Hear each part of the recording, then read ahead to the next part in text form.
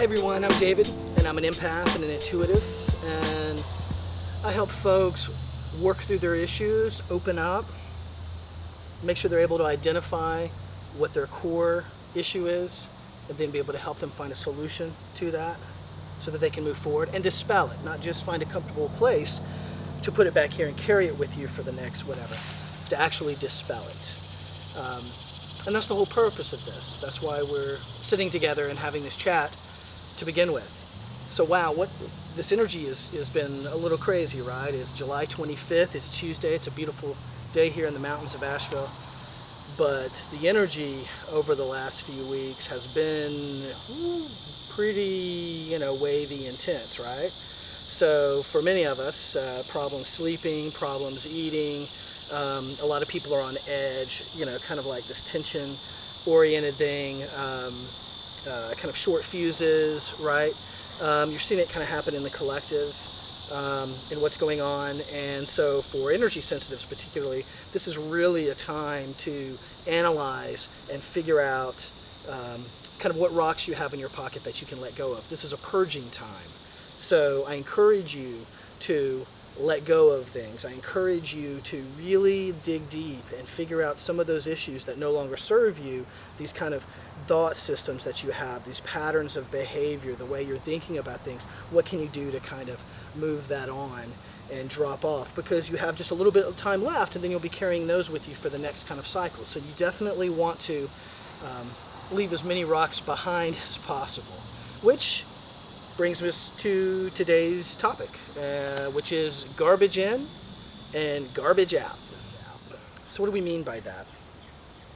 Well, I want you to think about yourself, kind of your mind, your body, your spirit as kind of one unit for a minute, just kind of like a box, right? And if you are constantly cycling in downer thoughts, if you're cycling in downer content, if you're surrounding yourself with drama unnecessarily that you could avoid, if you're not seeking out kind of the dark, the down, the depressed, the problems, like watching news where they do a whole catalog of everything that could possibly be wrong. You get a quick synopsis in 20 minutes every day, a couple of times a day, and all day long if you like it. Do you understand what I mean? That's kind of garbage in. If you're focused on a feeling of and information about things that are to me put out to keep you in a depressed state, because there's no solution, there's no resolution, it's perpetual. As soon as this one story ends with whatever, kind of vibrational tint to it, they'll create another story with a similar vibrational tint to kind of keep this repetitive cycle going. So I want you to think like that. How is what's going on here really affecting you on the inside? So when you think about this, all this other stimulus that's around you affects how you are feeling about yourself, how you're feeling about the world around you.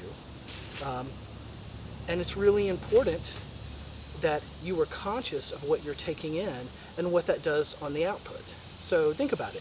If you're down in a depressed state, in a lower state, from the front end, and you eat that, you feed that into your box, spirit, mind, body, what do you expect to return out? You're going to return out and feel and view things in that same viewfinder, right?